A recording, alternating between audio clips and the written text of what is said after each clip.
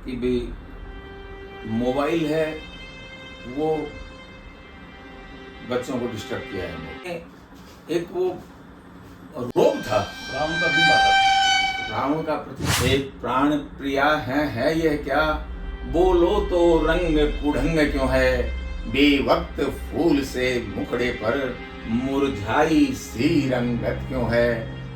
मैं कौन तुम्हारी होती हूँ, क्यों मुझे सताने आए हो, मन में रखते हो स्वार्थ भाव, प्रत्यक्ष मनाने आए हो, इस जग में कौन। दशरथ का बाप तक का तो फिर भी पता हो, राम के पिताजी का नाम दशरथ था, मगर दशरथ के पिताजी का और उसके दादा का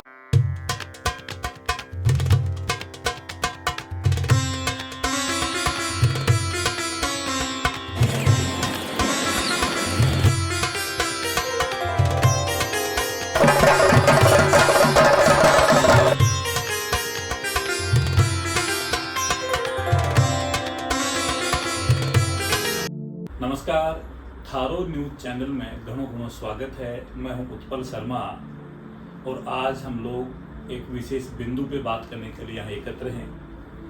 दरअसल नवरात्र महोत्सव में रामलीला हमारे यहाँ प्राचीन परंपरा रही है।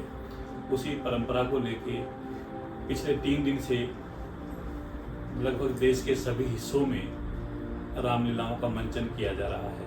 आज हम बात करेंगे रामलीलाओं के मंचन को लेके। रामलीलाओं का मंचन किस हाल में है, क्या इसका अतीत रहा है और भविष्य की संभावनाएं कैसी हैं। दोस्तों, रामलीलाओं के माध्यम से हमारे यहाँ बहुत सारे कलाकार बाहर निकल के आए हैं, अपनी प्रतिभा दिखाने का मौका मिला है।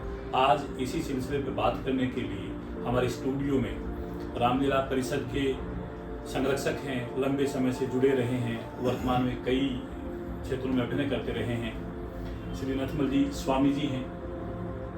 इसी कड़ी में उनके ठीक उस तरफ जो बैठे हैं राधेश्याम जी सैनी साहब हैं। ये भी लंबा अनुभव रखते हैं, करीब 20-25 साल से रामलीला में मंचन कर रहे हैं विभिन्न पात्रों का। आप बगल में बैठे हैं अनिल जी एंथोनी हैं। आप रामलीला के विभिन्न पात्रों का तो अभिनय करते ही हैं, साथ ही साथ इनका हास्य के रूप में, कॉमेडियन के रूप में भी विशेष पहचान रखते हैं। मेरे जो बगल में बैठे हैं कृष्णकांत जी आलड़िया, ये भी एक लंबा अनुभव इनका है।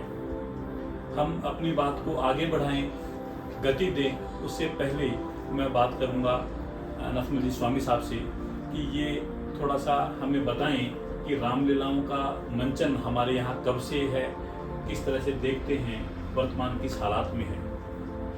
स्वामी इलामी में रामलीला सीताराम भंडार के द्वारा आज से 76 साल पहले रामलीला का मंचन शुरू हुआ था। उसमें उस टाइम में पुराने कलाकारों के रूप में चिरंजी लाल जी मोहनवाला, मदन जी सैन, दान जी नाई, इन्होंने अच्छा अभिनय किया और रामलीला को बहुत ही सुचारू रूप से इन्होंने चलाया। और गांव के कुछ लोग थे, उन्होंने गांव में विजय चौक में मैन मार्केट के पास शुरू की। वो भी आज 47 साल से चल रही है। तो रामलीला मैदान जिसको आप कहते हैं, रामलीला मैदान जिसको कहते हैं, 47 ईयर हो चुके हैं। 47वां ईयर अब चल रहा है।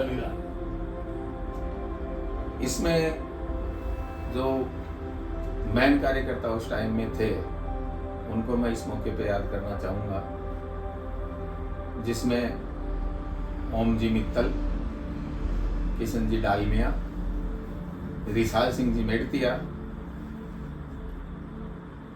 गोकुल जी पुजारी जी, जिनकी आज गोकुल जी पुजारी की 4 पीढ़ियाँ रामलीला से जुड़ी हैं, जिसमें भाई एंथनी भी उसमें शामिल है। ये उनकी तीसरी पीढ़ी है। 4 पीढ़ियां जुड़े रहना साहब बहुत बड़ी बात है। इनका लड़का भी उसने पिछले साल लक्ष्मण का रोल किया था। तो 4 पीढ़ियां रामलीला से जुड़ी हुई है। बल्कि पिछले सत्र में तो तीनों, मैं, मेरे बेटा, मेरे पिताजी तीनों एक साथ मंच पे थे। सजन जी पुजारी इनके पिताजी हैं। तो सजन जी, एंथनी और इसका लड़का, ये तीनों एक साथ मंच पे थे। मैं शायद विश्वामित्र के अभिनय में था, पिताजी पंडित जी के और बेटा लक्ष्मण के थे। और हम भी 2 पीढ़ी साथ थे। मेरा लड़का भी, मैं उस दिन रावण था तो उसने भी, मेरे को ये ध्यान नहीं है कि उसने क्या रोल किया था, मगर मेरा लड़का भी मंच पे मेरे साथ नारायण तक था, नारायण तक का रोल किया था उसने। तो इसी संदर्भ में मतलब जो आज से 10 साल 15 साल पूर्व जो कलाकारों का उत्साह था, वो आज 15 साल के बाद वो देखने को कलाकारों के लिए मिलता नहीं है। सर, एक सहज जिज्ञासा है कि रामलीला में बड़ा परिवर्तन आ रहा है, तो क्या वजह मानते हैं रामलीला के प्रति आकर्षण है वो कम होता जा रहा है? क्या मेन वजह है इसके बाद? मेन वजह उत्पल जी मैं यही मानता हूँ कि भाई मोबाइल है, वो बच्चों को डिस्टर्ब किया है मोबाइल ने निश्चित रूप से। जो शिक्षित बच्चे हैं वो अपने अलग से एक यूज करते हैं, मगर जो एक जनरेशन ऐसी है जो शिक्षा के साथ बहुत ज्यादा जुड़ाव नहीं है, वो मोबाइल में अपना टाइम मेरे को लगता है कि ज्यादा खराब करते हैं। बिल्कुल आप सही फरमा रहे हैं अनिल जी। रामलीला के प्रति अट्रैक्शन कम होता जा रहा है, हाँ, तो क्या मानते हैं आप? इसमें कलाकारों की कमी भी देखी जा रही है। कलाकारों की कमी होना किस बात में, किस रूप में आप देखते हैं इसको लेकर? देखिए उत्पल जी, एक हास्यास्पद बात मैं आपको बोलूँगा, शायद आपको अटपटी भी लगेगी। हमारे जो हिंदू समाज में पहले सबको 3-3 4-4 बच्चे हुआ करते थे। सब कोई अच्छा था, कोई उससे अच्छा था, कोई उससे अच्छा था। एक अच्छा बच्चा अगर काम कर लेता था, उसको कोई और काम कर लेता था। अब हमारे इस पीढ़ी के अंदर 1 आध 2 बच्चे, तो उनकी पढ़ाई लिखाई, उनको इतना बोझ माँ बाप ने डाल दिया, बच्चे से ही आगे जाके बड़े बनते। बिल्कुल सही है बात, क्योंकि एक बच्चा होता है, एक लड़का होता है, तो घर वालों के उससे काफी उम्मीदें उसी पे डिपेंड रहती हैं कि ये डॉक्टर बने, ये इंजीनियर बने, ये करे। अगर 3-4 बच्चे होते हैं तो उसमें ये रहता है कि भी चलो एक उसमें कलाकार भी निकले। इसको एक कारण के रूप में अपन स्वीकार कर सकते हैं कि बच्चों की संख्या कम होती जा रही है, पर मैं मानता हूं कि पढ़ाई का लोड भी है, और दूसरी वजह परिवार लोग दूसरी जगह शिफ्ट होते जा रहे हैं, उसके चलते ये भी एक वजह, रामलीला से जुड़ाव नहीं है। ये भी मैं मानता हूँ कृष्ण जी, आप इस बात को स्वीकार करते होंगे कि हर व्यक्ति ये मानता है कि मेरे घर पे ही सब कुछ आ जाए, टीवी आ गया, तो उससे भी वो सब परेशानी होती है। एक आज का जो युवा है वो न केवल रामायण से दूर है, बल्कि खेल मैदान से भी दूर है, खेलना भी नहीं चाहता। तो ये सारे जो रीजन हैं राधेश्याम जी, ये सभी इस बात को परिचायक हैं, इस बात के कारण करते हैं कि कहीं न कहीं नवाचार की आवश्यकता है। टीवी में जो देखता है वो रामायण में नहीं होता है, रामलीला में नहीं होता है, क्योंकि हम वहाँ अभिनय करते हैं और बड़ा सादगी से सारा वो परोसा जाता है, वहाँ उसमें वो अट्रैक्शन नहीं दिखता है। जब कलाकार मंच पे खड़ा होके अभिनय करता है तो सामने उसको भीड़ नहीं मिलती है जो उसको किसी नृत्य प्रोग्राम में मिलती है। तो ये भी सब उसके कारण होंगे, आप सब भी इस बात से सहमत होंगे। इसमें उत्पल जी इतना तो 2 साल से जरूर ये है कि पिछले साल से, वजह तो थोड़ा सा लोगों से बात करेंगे तब पता लगेगा, मगर पिछले साल से रामलीला के प्रति भीड़ बढ़ी है थोड़ी। बहुत अच्छी बात है, सुखद समाचार है। सुखद समाचार है, सुखद समाचार और कलाकारों के लिए खास करके, क्योंकि चाहे कोई वक्ता हो या चाहे कोई कलाकार हो, बिना भीड़ के कोई बोल नहीं सकता है। तो भीड़ 2 साल से बढ़ने का कारण ये मेरे को लगा प्रथम दृष्टया कि लोगों का मोबाइल के प्रति शायद थोड़ा सा मोह भंग कहीं न कहीं, क्योंकि जो सामग्री थी वो एक साथ डाउनलोड हो गई मोबाइल पे। अब जो भी देखना है वो बार बार उसी को रिपीट करके देखना है, तो शायद हो सकता है कि मोबाइल के प्रति लोगों का थोड़ा सा रुझान, युवा पीढ़ी का नहीं मगर युवा से थोड़ा सा ऊपर है, उसका शायद मोबाइल के प्रति रुझान कम हुआ है। ये बहुत अच्छी बात है। एक थोड़ा सा ये हम लोग बताएं, आप लोग बताएं कि एक रामायण का मंचन करने में कितने अभिनय पात्रों की आवश्यकता होती है, कितने कलाकार मुख्य रूप से उसमें हो सकते हैं कि अच्छी रामलीला का मंचन होता है? अच्छी रामलीला के लिए उत्पल जी कम से कम अच्छे कलाकार, कम से कम 30 कलाकार तो अच्छे होने चाहिए। मैं आप रामलीला में सबसे आपका अच्छा अभिनय कौन सा आपका रहा है अभी तक का? कोई भी एक आपका, बता नहीं सकता, सब कोई भी आपको मन को पसंद आने वाला रहा हो? मेरे को तो मेरा हास्य का ही, हास्य का तो मैं चाह रहा हूँ कि आपकी कोई इस तरह का एक अभिनय रहा हो और वो पंक्तियां जो आप वहाँ बोलते हैं यहाँ भी हमारे दर्शकों को आप सुना पाए। तुझे हास्य की तो गाऊंगा। देखो हाँ, रामलीला का कोई, रामलीला की मैं बात कर रहा हूँ। रामलीला का है, रावण का पहला दिन का संवाद मेरे को याद है, हालांकि मैंने किया नहीं, वो याद है, मैं बता देता हूँ। है मेरा विमान अचानक कैसे रुक गया, काल की आज मजाल नहीं, कर जाए अचानक बाल भीमा का, ये उस दंड अखंड प्रचंड न राखत घोर घमंड किसी का, क्रोधन आए विरोध न हो, अपमान करे एक श्वान गली का, रोक यो नभ मंडल में इन वाहन रावण लंकपति का। ये रावण का प्रथम सीन है, भगवान शंकर के कैलाश के पर्वत से निकलते हैं, उनका विमान रुक जाता है।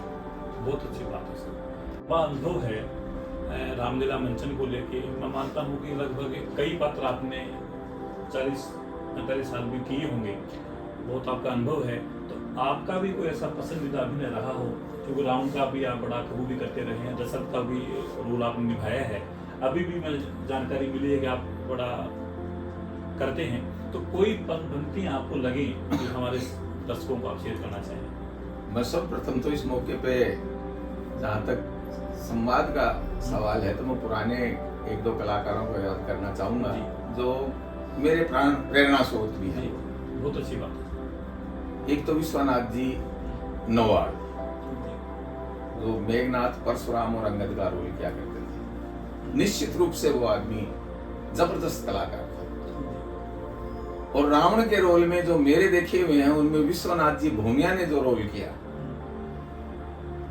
वो जब चलते थे ड्रेस पहन के स्टेज पे, तो वाकई मतलब उनकी चाल में एक वो रोब था, रावण का बिंब आता था, रावण का प्रतिबिंब दिखाई देता था उनमें। वो चलते थे तो उनकी कर्ण, जो कर्ण बालों को बोलते हैं, जो कर्ण थे वो इतना मतलब रोब से हिलते थे, तो ये लगता था कि वह रावण चल रहा है। तो ये जरूरी है कि जो अभिनय हम अभिमंचन करने जा रहे हैं उसके लिए उसके अनुरूप की शक्ति भी होनी चाहिए, उनकी शक्ति भी होनी चाहिए, उसमें उतरना भी पड़ेगा, उतरना पड़ेगा, जीना पड़ेगा, अपने को जीना पड़ेगा। आप जब तक अपने उस रोल को जिएंगे नहीं, जब तक उस रोल को जिएंगे नहीं, तो वो अभिनय अपन कर नहीं पाएंगे। तो कोई इस तरह की पंक्ति आप हमसे शेयर करना चाहेंगे? मैं दशरथ का रोल करता हूँ मेनली, रावण का भी किया है, परशुराम का भी किया है। तो मेरे साथ केकई का पार्ट, भाई वैसे तो कई बच्चों ने किया है, मगर राधेश्याम ने एक जीवंत कलाकार के रूप में केकई का भी नहीं किया है। तो उसमें राजा दशरथ केकई के पास जाता है, वो नाराज रहती है उस टाइम में, तो उसको मनाने के लिए जाता है। तो दशरथ कहता है, हैं आज मेरे महल में अपशकुन कैसा? हे प्राण प्रिया है यह क्या? बोलो तो रंग कुढ़ंग क्यों है? बेवक्त फूल से मुखड़े पर मुरझाई सी रंगत क्यों है? लटके मोती क्यों बिखर रहे? मन मार मार क्यों मचल रहा? पड़ गई मांग उलझन में क्यों? क्यों तन का सब रंग बदल गया? क्यों कोप भवन में बैठी हो? क्यों भारी तुमको पल पल है? जो तुम्हें प्राण से प्यारा है, उसका अभिषेक दिवस कल है। उठो उठो 16 श्रृंगार करो, क्यों धूली दुसरी हो रानी? क्या संकट है, क्या पीड़ा है, क्या इच्छा है, बोलो रानी। ये वाह साहब, बड़ा जीवंत आपने इसको कर दिया है। राधे श्याम जी, हम आपसे भी चाहेंगे कि कोई आपका पसंदीदा बोल संवाद कोई ऐसा हो तो शेयर करें। अभी पसंदीदा का अभी नथमल जी ने कहें तो जैसे इन्होंने दशरथ का इसके प्रत्युत्तर में उन्होंने बोला, वही बोल के बता के कई का है, हाँ, वही हाँ। बोलना चाहता हूँ। जरूर जरूर सब फरमाएं। मैं कौन तुम्हारी होती हूँ, क्यों मुझे सताने आए हो, मन में रखते हो स्वार्थ भाव, प्रत्यक्ष मनाने आए हो। इस जग में कौन हुआ किसका, सब मुंह देखे के नाते हैं, है वही तुम्हारी प्राण प्रिया, जिससे उपपूरी अपनाए थे। तुम कहते हो मांगो रानी, यह जान मांग पर मिलती है, बिन मांगे मोती मिलते हैं, मांगे से भीख न मिलती है। अच्छा अच्छा जो मांग शीश पर है, देखिए मांग क्या देती है, बिखरे बालों की मांग सदा हाथों को बंधवा देती है। वाह जी, कसम की बात। जीवन श्याम जी, आपने जीवंत कर दिया आप दोनों के साथ, उस पार्ट को अदा कर दिया। जीवन कर हाँ, मेरी एक जिज्ञासा आपसे ये भी है कि रामलीला से जुड़ने के बाद नई पीढ़ी में बड़े संस्कारों का जन्म होता है। वो बहुत सी बातें धर्म से जुड़ी सीखते हैं, समाज से जुड़ी, रिस्पेक्ट है, क्योंकि राम है वो भी एक जीवन आदर्श ही है और वही समाज में हमारे काम आता है कसम। तो इस पे आपको क्या लगता है कि बच्चों को इस शिक्षा से जोड़ना चाहिए, रामलीला दिखानी चाहिए, क्या उसका इम्पैक्ट आएगा, क्या प्रभाव देगा? उत्पल जी, धर्म के साथ साथ सिर्फ पिलानी नहीं, जी मैंने पिलानी के बाहर भी मंडरेला, झुंझुनू, हाँ, 2-5 रामलीलाएं मैंने बाहर की भी देखी हैं।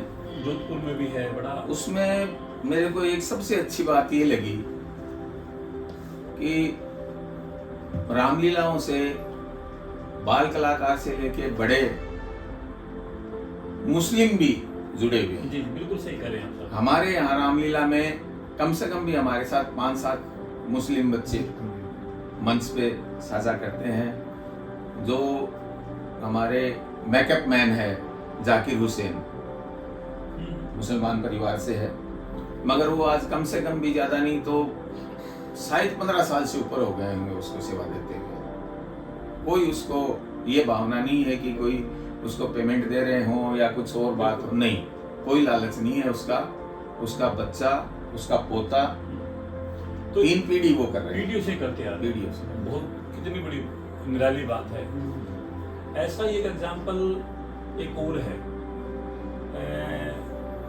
राजेंद्र जी के नाम से है, उनका एक्चुअल नाम तो है राजेंद्र जी, बाकी वो वहाँ काम करते हैं सीताराम भंडार की हाँ, रामलीला में वो रामायण वाचक रामायण की चौपाई पढ़ते हैं वो। बिल्कुल पढ़ते हैं। तो ये धार्मिक सौहार्द रामायण भी है, हमारे रामायण। यही है, सब जगह नहीं होता है। तो इसको किस रूप में देखते हैं, युवा पीढ़ी किस रूप से जुड़े रामलीला से कि वो अच्छे संस्कार आए? युवा पीढ़ी, मेरा ये मानना है कि युवा पीढ़ी को जोड़ने के लिए परिषद को थोड़ी मेहनत करनी पड़ेगी। जब तक घर घर जाके एक बार संपर्क इसके बारे में नहीं किया जाएगा, बच्चे जुड़ने में बहुत मुश्किल है। आने वाली पीढ़ी को प्रेरित करना बहुत मुश्किल रहेगा, क्योंकि जब तक गार्जियन से मिलके, गार्जियन को ये विश्वास दिला के कि आपका बच्चा भटकेगा नहीं, ये हमारी जिम्मेवारी है, ये विश्वास दिला के जब तक बच्चे को नहीं निकालेंगे तो बच्चे जुड़ना मुश्किल है। सर, आपसे मेरी जिज्ञासा है कि हमारे यहाँ युगों का वर्गीकरण किया गया है। अभी चूंकि कलयुग हम लोग मानते हैं, कलयुग चल रहा है, निश्चित रूप और से कलयुग में तकनीक आ गई है। तकनीक हमारे संस्कारों को, हमारी परंपराओं को, हमारी आस्था को तोड़ती जा रही है। ये रामायण है, ये इस युग में कैसे प्रभावी हो पाएगी, कैसे नया संदेश दे पाएगी, क्या आप देखते हैं? आप सभी लोग इसमें देखिए उत्पल जी, इसमें सब प्रथम तो मैं एक बात को ये मानना है मेरा, मैं ये नहीं है कि मैं कोई ये कहूँ कि 5-6 बच्चे करना चाहिए, ऐसा मेरा कोई मकसद नहीं है। मगर फिर भी ये जरूर होना चाहिए कि कम से कम 2-3 बच्चे तो होने चाहिए, मेरी मान्यता उसमें ये है कि समाज में आज कोई भी परिवार में अंकल किसी दूसरे को ही कहा जाता है, घर में नहीं मिलता कोई, रहे नहीं। ना कोई ताया मिलता है, ना कोई मौसी मिलती है। ये संस्कार हैं, ये भी एक बच्चों में पनपना जरूरी है। वो पनपेंगे तो उसका लगाव रामलीला के प्रति भी होगा। वो उसमें भी प्रतिबिंब देखेगा अपने ताया का, अपने चाची का, उनको पता लगेगा कि कौन क्या उसमें भूमिका निभा रहा है। छोटा होता जा रहा है, परिवार छोटा होता जा रहा है। और साहब का तो ये है कि कलयुग का जहां तक सवाल है, मेरा पर्टिकुलर ये मानना है, मैं ये नहीं कि मैं कोई उसमें ज्यादा प्रकाश डाल सकता हूं, मगर मेरा ये मानना है कि कलयुग का कुछ तो यही है कि भाई अपन बच्चों को शिक्षा, अगर घर में दादी के दादा के पास नहीं रहने देते बच्चों को, अपना सेपरेट हो जाते हैं, ये एक मेनली कारण उसमें है। क्योंकि बच्चे को संस्कार अगर बुजुर्गों से नहीं मिलेंगे तो उसमें कलयुग का प्रभाव आएगा। निश्चित रूप से परिलक्षित होंगे। वो किसी बच्ची को बहन के रूप में दूसरी को देखना, ये संस्कार घर से मिलते हैं, और वो बड़ों के साथ रहेंगे तो वो मिलेंगे, नहीं तो मुश्किल है वो मिलना। अनिल जी, आपको क्या लगता है नई पीढ़ी को रामलीला से कैसे जोड़ा जाए? मैंने खुद आपको पहले भी बताया, वो एक पुरानी ही परंपरा से हम नहीं जोड़ पाएंगे उनको। वो एक कारण है, और कुछ नया इसमें आप जोड़िए। बताया ना मैंने आपको, तकनीक का, और बच्चे देखो मोबाइल पे देखते हैं, टीवी पे देखते हैं, ऐसा होता है, उनको वही कंटेंट उधर चाहिए, इसीलिए बच्चे थोड़ा कम अट्रैक्टेड है, मेरा मानना है ऐसा। सही है, लेकिन फिर भी बहुत सारे प्रयास किए जा सकते हैं, और जहाँ है जरूर नहीं हम केवल तकनीक का ही। कृष्ण जी, आपको क्या लगता है? बिल्कुल सर, ये बात क्योंकि सही। बच्चे रामलीला देखने नहीं आएंगे तो फिर जुड़ेंगे कहाँ से? यही अकेला तकनीक ही इसमें नहीं है। माँ बाप को, बच्चों को बोला जाए कि रामायण देखने के लिए जाना चाहिए, और अगर रामायण देखेंगे तभी वो हमारे साथ जुड़ेंगे। तभी जुड़ेंगे। नहीं, स्कूलों में वो भी इतना- होना चाहिए। स्कूलों में जैसे कल्चरल प्रोग्राम होते हैं, उनमें एक एक्टिविटी ऐसी होनी चाहिए जो रामायण से जुड़ी हो। जैसे डांस प्रोग्राम वगैरह होते हैं, उसकी जो एक प्रोग्राम ऐसा भी होना चाहिए जो ये बात रामायण से जुड़ा हो। भाई श्याम जी ने बहुत अच्छी बात बहुत कही टॉपिक की बात। कि हमारे यहाँ पे पहले गीता रामायण की परीक्षाएं हुआ करती थी, तो बच्चे उसमें बढ़ चढ़ के भाग लिया करते थे। तो परीक्षा तो निश्चित रूप से अगर पेपर देगा तो उसकी तैयारी भी करेगा, हर संदर्भ को समझेगा, तो वो बच्चे उसकी तैयारी में थे तो अच्छा उसमें निकल के रिजल्ट आता था। एजुकेशन का थोड़ा सा स्वरूप बदला, और यहाँ के जो अधिकारी वर्ग हैं उन्होंने इस बात की तरफ उत्पल जी ध्यान ही नहीं दिया, और वो बातें गौण होती चली गई है।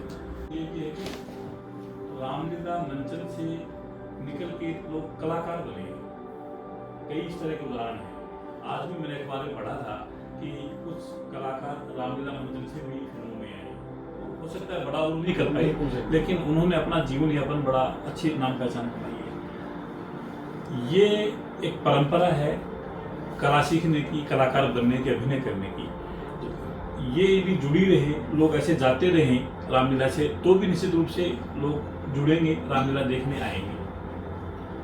निश्चित रूप से उत्पल जी रामलीला और महाभारत के द्वारा देश को अच्छे अच्छे कलाकार मिले, जिसमें रावण का त्रिवेदी जी ने तो रोल किया, बाकी उसके पूर्व में और उसके बाद में कोई रावण का रोल देखने को नहीं मिला।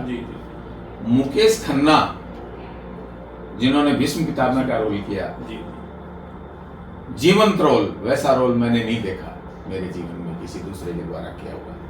और वो ही कलाकार आगे जाके उसने पता नहीं कितना मतलब जो काम किया है उसने फिल्म इंडस्ट्री के अंदर।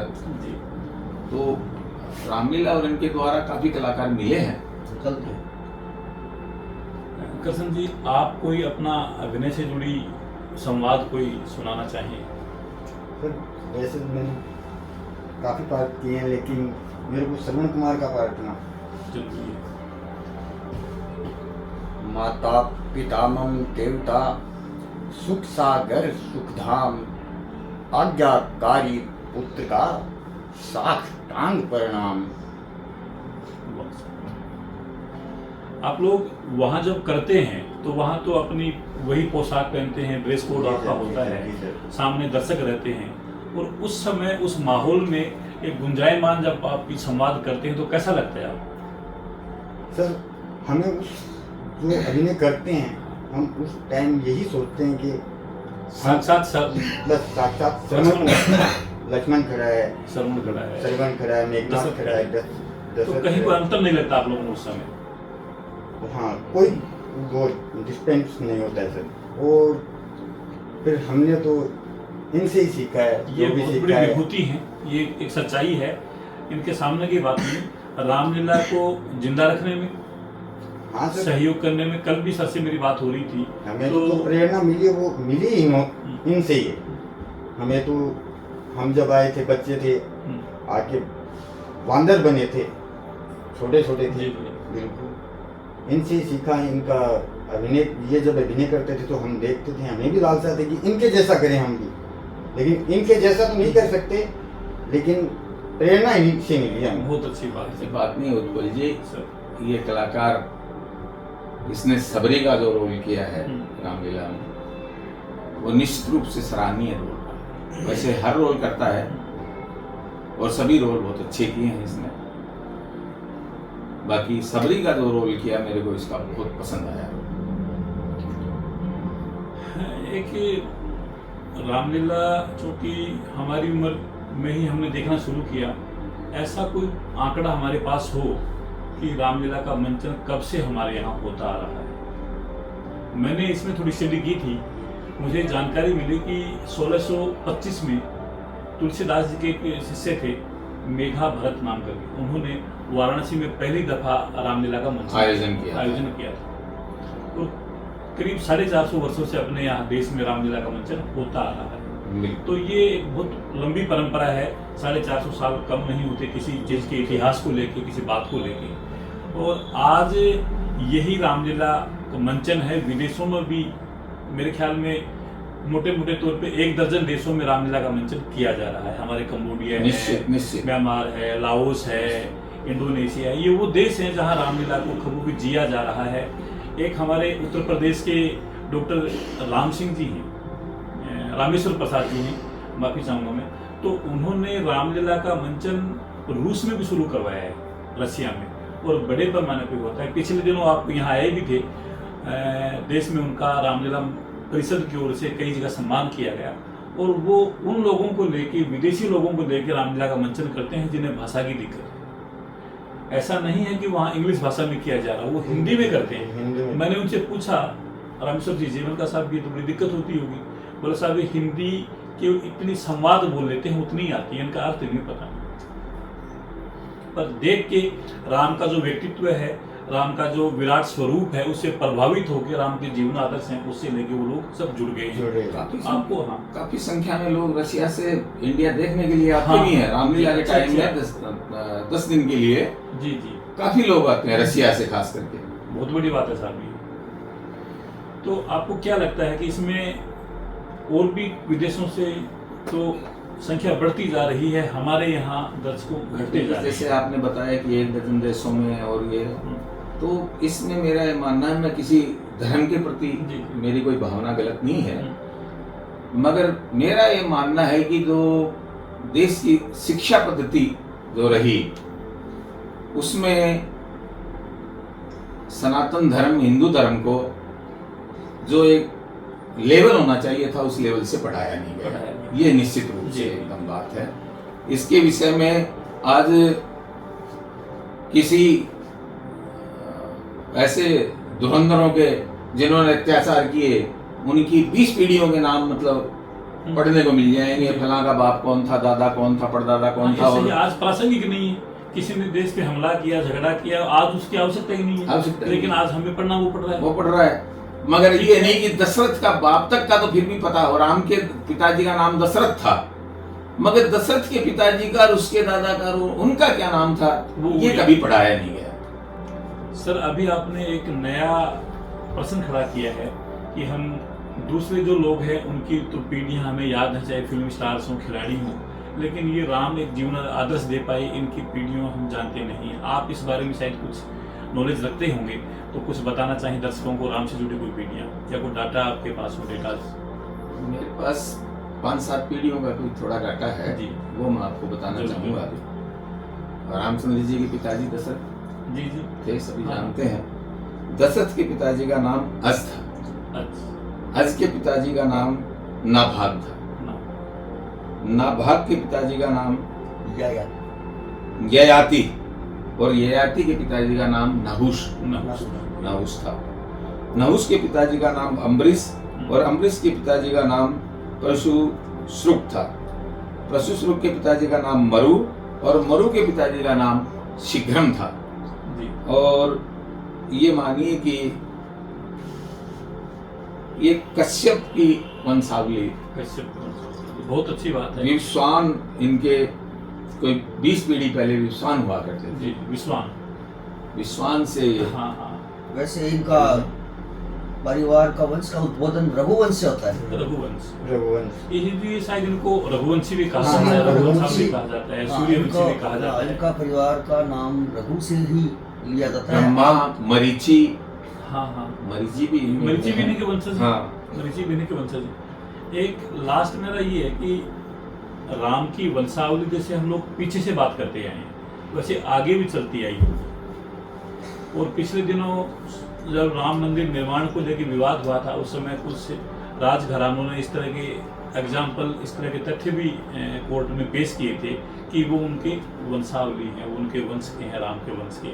तो क्या आप देखते हैं कि उनकी वंशावली अभी भी इस रूप में है? निश्चित रूप से, निश्चित रूप निश्चित रूप से, से क्योंकि निश्चित अपने रूप से। जयपुर घराना भी उससे बिलोंग करता, क्योंकि मुझे किसी ने बताया था जिनमें इसमें मेरे को जहाँ तक ये है कि भगवान राम ने तो मतलब पानी समाधि ले ली थी, जल समाधि। जी जी। मगर उनके जो पुत्र थे लवकुश, उनकी पीढ़ी तो आगे है। आगे बढ़ी है। मगर वही मैं आपको, जैसे आपको बताया कि इस विषय में सनातन धर्म में पढ़ाया ही नहीं गया है। पढ़ाया नहीं गया। मैंने कभी सुना था कि जो पाकिस्तान में लाहौर है वो लव भगवान राम के पुत्र लव के नाम से था कवि प्राचीन काल में। सुना है मैंने ऐसा। भगवान अपने राम के राजस्थान पुत्र में लाहौर जो पाकिस्तान में है। जयपुर घराने में जी जी।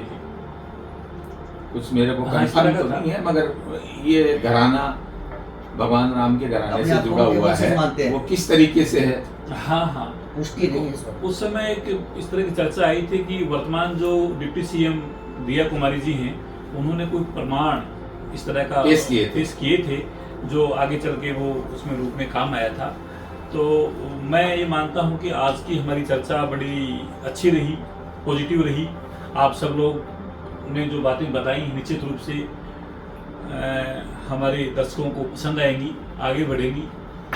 आप सबका धन्यवाद, आभार। जय हिंद, जय भारत। Thank you.